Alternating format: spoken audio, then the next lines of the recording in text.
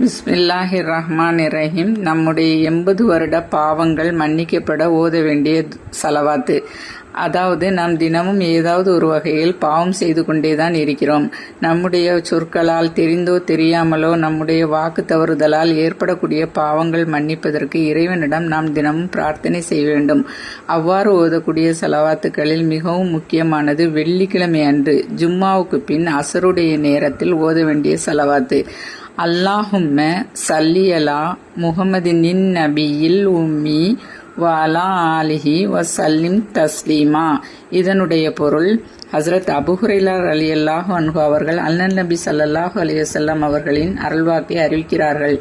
எவர் ஜும்மா நாள் அசருடைய தொழுகைக்கு பின் தொழுத இடத்தை விட்டு எழுந்திருக்கும் முன் இந்த சலவாத்தை 80 தடவை ஓதுவாரோ அவருடைய 80 வருட பாவங்கள் மன்னிக்கப்படுகின்றன. 80 வருட வணக்கத்தின் நன்மைகளை எழுதப்படுகின்றன.